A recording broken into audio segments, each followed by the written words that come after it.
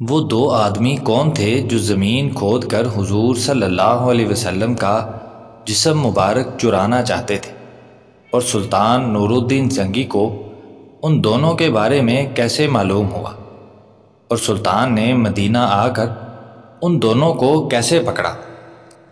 یہ سب جاننے کے لیے ویڈیو کو آخر تک ضرور دیکھیں۔ پیارے دوستو، 557 ہجری میں عیسائیوں نے ایک سازش کی جس کے تحت انہوں نے دو آدمیوں کو مدینہ منورہ بھیجا اور ان کے ذمے یہ کام لگایا کہ وہ حضور صلی اللہ علیہ وسلم کا جسم مبارک وہاں سے چرا کر لے آئیں۔ اس وقت شام کے بادشاہ کا نام سلطان نور الدین زنگی تھا۔ ایک رات نور الدین زنگی نے رسول صلی اللہ علیہ وسلم کو خواب میں دیکھا۔ آپ نے دو آدمیوں کی طرف اشارہ کرتے ہوئے سلطان سے کہا کہ مجھے ان دونوں کے شر سے بچاؤ۔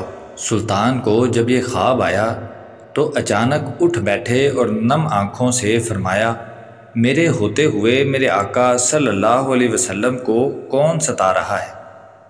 آپ اس خواب کے بارے میں سوچ رہے تھے جو مسلسل 3 دن سے انہیں آ رہا تھا، اور آج پھر چند لمحے پہلے انہیں یہی خواب آیا تھا کہ جس میں حضور صلی اللہ علیہ وسلم نے 2 افراد کی طرف اشارہ کر کے فرمایا تھا کہ یہ مجھے ستا رہے ہیں۔ اب سلطان کو قرار کہاں تھا؟ انہوں نے چند ساتھی اور سپاہی لے کر دمشق سے مدینہ جانے کا ارادہ فرمایا۔ اس وقت وہاں سے مدینے کا راستہ 20 سے 25 دن کا تھا، مگر آپ نے بغیر آرام کیے یہ راستہ 16 دن میں طے کیا۔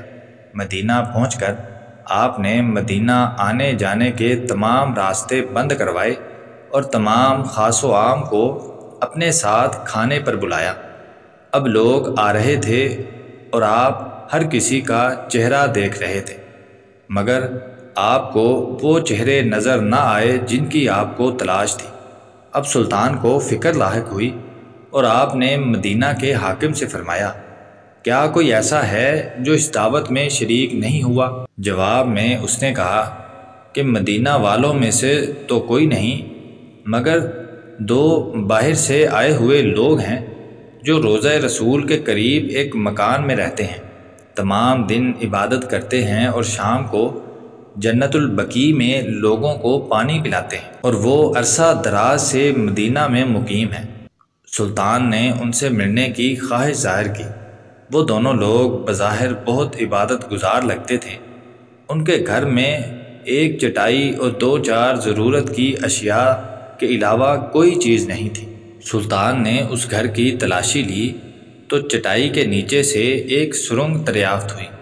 آپ نے اپنے سپاہی کو سرنگ میں اترنے کا حکم دیا اور وہ سرنگ میں داخل ہوئے اور واپس آ کر بتایا کہ یہ سرنگ نبی صلی اللہ علیہ وسلم کی قبر کی طرف جاتی ہے۔ یہ سن کر سلطان کے چہرے پر غیظ و غضب کی کیفیت طاری ہو گئی۔ آپ نے دونوں زائرین سے پوچھا کہ سچ بتاؤ کہ تم کون ہو؟ انہوں نے بڑے بہانے لگائے، لیکن بعد میں انہوں نے بتایا کہ وہ عیسائی ہیں اور اپنی قوم کی طرف سے تمہارے پیغمبر کے جسم کو چوری کرنے پر مأمور کیے گئے ہیں۔ سلطان یہ سن کر رونے لگے۔ اسی وقت ان دونوں کی گردنیں اڑا دی۔ سلطان روتے جاتے اور فرماتے کہ میرا کیسا نصیب ہے کہ پوری دنیا میں سے اس خدمت کے لیے مجھ جیسے غلام کو چنا گیا ہے۔ پھر اس ناپاک سازش کے بعد ضروری تھا کہ ایسی تمام سازشوں کا ہمیشہ کے لیے خاتمہ کیا جائے۔ سلطان نے لوگوں کو بلایا اور قبر اقدس کے چاروں طرف خندق کھودنے کا حکم دیا، یہاں تک کہ پانی زمین سے نکل آیا۔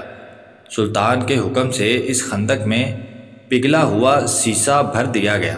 سیسے کی یہ خندق آج بھی روضہ رسول صلی اللہ علیہ وسلم کے گرد موجود ہے۔ کہا جاتا ہے کہ سلطان خود اس سرنگ میں داخل ہوئے اور دوسرے کنارے پر پہنچے تو دیکھا کہ سرنگ حضور صلی اللہ علیہ وسلم کی آرام گاہ تک پہنچ چکی ہے اور آپ صلی اللہ علیہ وسلم کا قدم مبارک کھل گیا تھا۔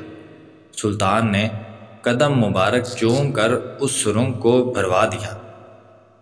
اس طرح سلطان نور الدین زنگی نے بہت بڑا حادثہ ہونے سے بچا لیا۔